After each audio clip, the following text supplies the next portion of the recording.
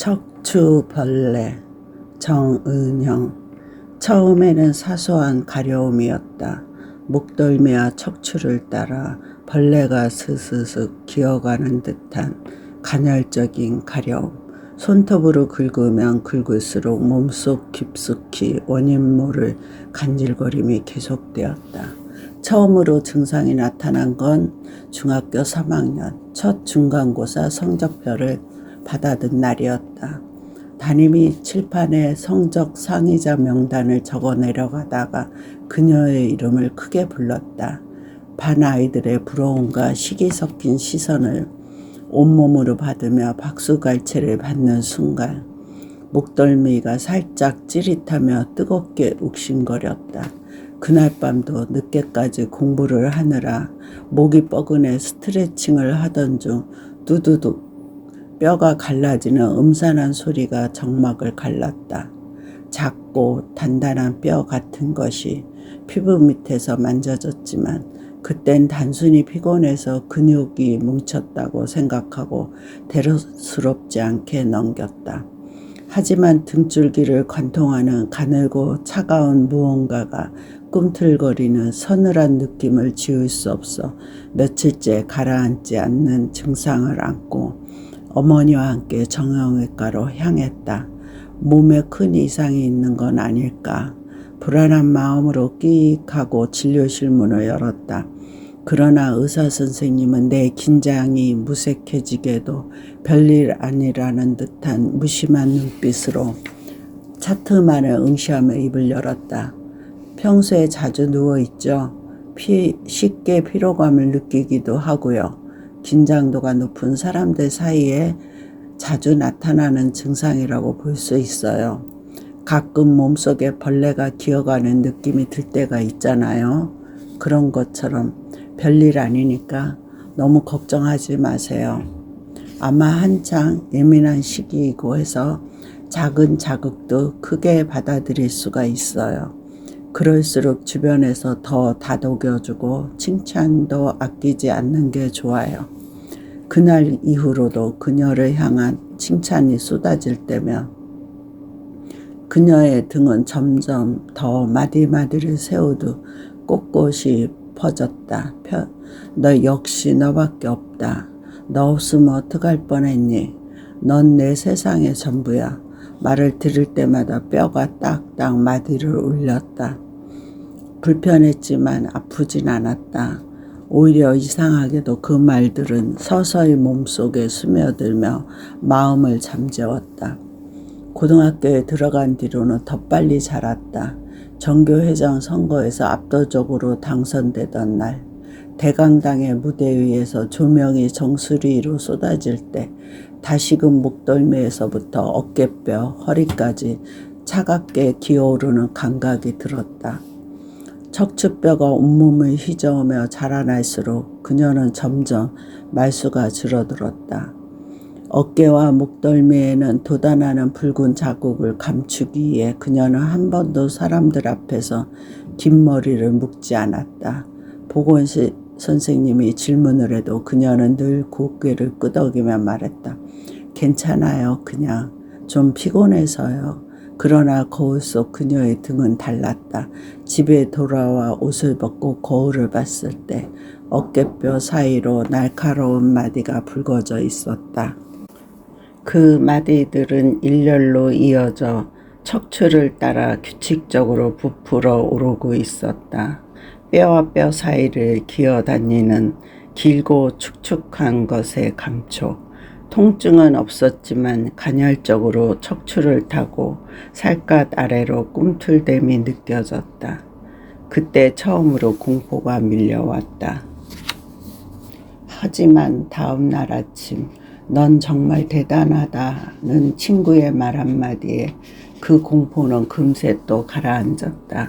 대학에 들어와서 그녀의 몸은 감당할 수 없을 만큼 빠르게 변해갔다. 첫 학기 발표에서 교수의 칭찬을 들었을 때, 학회 발표에서 청중이 박수를 쏟아낼 때 뼈마디들은 척추를 따라 끝없이 이어졌다. 얇은 피부를 뚫고 튀어나오려는 흉측한 형상을 감추기 위해 그녀는 점점 더 몸집을 불려갔다. 살이 갈라지는 느낌에도 그녀는 소리를 내지 않았다. 오히려 등 뒤로 뼈가 살을 밀어내며 뚫고 나오는 감각에 묘한 안도감을 느꼈다. 마치 누군가 자신을 인정해 줄 때마다 자신이 조금 더 단단해진다고 믿는 것처럼 어느 비 오는 밤 욕실 거울 앞에서 머리를 감던 그녀는 목덜미에서 뚝 하는 소리를 들었다. 거울 속에서 마주친 건 더는 자신이 아니었다. 등에서부터 허리 그리고 꼬리뼈 아래로 끝없이 이어진 붉은 척추벌레, 뼈마디마다 가느다란 다리들이 기묘하게 떨리며 욕실 타일에 그림자를 드리웠다. 그것은 그녀의 몸을 감싸고도 남을 만큼 길고 유연했다. 그 다리들이 천천히 타일을 긁을 때마다 쇠붙이를 긁는 듯한 비명 같은 소리가 욕실 가득 퍼졌다. 그리고 그녀가 기숙사 생활을 시작하면서는 이상한 소문이 돌았다. 밤마다 그녀의 방에서 딱딱딱 뼈가 끊어지는 듯한 소리가 들린다고. 그녀는 주체할 수 없이 자라나는 뼈마디를 매일 밤 절단기로 끊어냈다. 살갗을 찢고 신경을 불태우는 듯한 고통에도 그녀는 목구멍까지 차오르는 비명을 꼭 삼킨 채 숨이 막히도록 고요한 방 안에서 뼈를 잘라냈다. 혀끝에 맺힌 비명은 살로 스며들어 피부 아래에서 덜컥거리는 맥박으로만 울려 퍼졌다. 그녀는 그렇게 매일 조금씩 스스로를 곧게 세울수록 자신도 모르게 무너져갔다. 하지만 그녀는 아무 일도 없었다는 듯 매일 아침 같은 미소로 인사를 했다. 그러나 그 미소 뒤에서 벌레는 점점 더 길어지고 있었다. 그녀는 아무에게도 말하지 않았다. 자신의 명성에 조금이라도 금이 갈까 매일매일 경직되어 움츠러드는 마음을 움켜잡으며 강당에서 도서관에서 강의실에서 그녀는 항상 같은 자세로 앉아 숨을 참듯 미동조차 하지 않았다. 졸업을 앞두고 마지막 학기 즈음이 되었을까 교정의 한 건물 천장에 붉은 무언가가 매달려 있다는 소문이 돌았다. 긴 척추 모양의 생물체가 파이프와 덕트 사이를 기어 다닌다는 얘기였다.